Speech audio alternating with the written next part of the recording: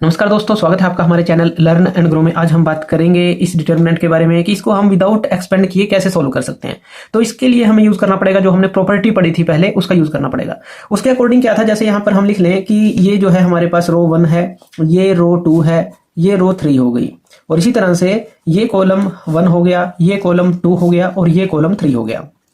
अब किसी भी रो के अंदर यानी कि हॉरिजॉन्टल लाइन के अंदर या कॉलम के अंदर, कहें कि वर्टिकल लाइन के अंदर, अगर दो कॉलम या दो रो सेम हो जाती हैं, उनके एलिमेंट आइडेंटिकल रहते हैं, तो ये डिटरमिनेंट 0 हो जाता है। तो अब देखिए यहाँ थर्ड कॉलम के अंदर 1 1 1 है। अब फर्स्ट और सेकंड कॉलम में ध्यान से देखिए, यहाँ x है, यहाँ y है, z है, यहाँ y है, यहाँ x है, z है, यहाँ z है, यहाँ x है, y है।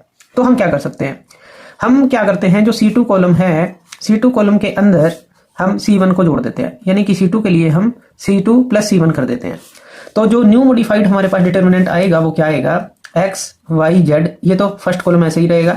C2 के लिए हमने C2 प्लस C1 किया, इसके अंदर ये जोड़ दिया, यानी कि यहाँ पर ये क्या आ गया, x plus y plus z आ गया।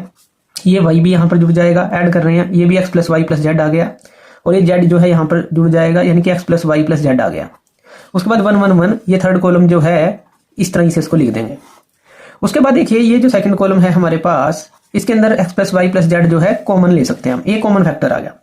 तो यहाँ पर लिख लेते हैं x plus Y plus Z, ये क्या आ गया हमारे पास, कॉमन हमने ले लिया।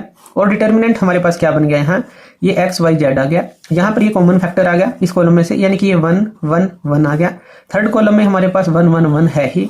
अब देखिए ये कॉलम और ये कॉलम आइडेंटिकल हो गए, यानी कि इसका जो रिजल्ट आएगा वो आएगा 0।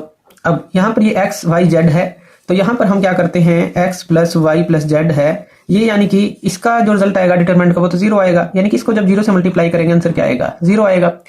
तो इस तरह से अगर हमें प्रॉपर्टीज जो हमने पहले पढ़ी थी अगर हम उनका यूज कर लेते हैं तो कैलकुलेशन काफी आसान हो जाती है। इस तरह के क्वेश्चंस के लिए कई बार इस तरह के क्वेश्चन आ जाते हैं कि विदाउट एक्सपेंड किए हमें इसको वैनिश करना है, तो प्रॉपर्टी का यूज करके हम ऐसा कर सकते हैं। तो ये तो हमने देखिए कॉलम के केस में देखा, कई बार रो के केस में भी इस तरह से आ सकता है। कैसे आ सकता है, यहाँ पर देखते हैं अलग तरह का क्वेश्चन, जैसे यहाँ पर a आ गया, यहाँ b आ गया, यहाँ c आ गया, यहाँ b प्लस c है, यहाँ हम ले लेते हैं a प्लस c, और यहाँ पर क्या आ गया, a प्लस b, और यहाँ पर मान लीजिए हमें दिया है 1 1 1। एक अलग तरह का क्वेश्चन देख रहे हैं। अब यहाँ पर इस क्वेश्चन के अंदर देखिए हमें क्या करना है, जो ये रो 1 है और जो ये रो 2 है, रो 1 को रो 2 में ऐड कर देना है, तो a प्लस बी प्लस सी आ जाएगा, यहाँ पर भी a प्लस बी प्लस सी आ जाएगा, यहाँ पर भी a प्लस बी प्लस सी आ जाएगा। फिर इसी तरह से फैक्टर को कॉमन ले लेंगे उस रो से, और 1 1 1 जो है आ जाएगा, जिससे दो रो आइडेंटिकल हो जाएंगी। तो इस तरह से यानी कि कई तरह के क्वेश्चन हमारे पास आ सकते हैं, बस हमें थोड़ा ध्यान से करने आए क्वेश्चन।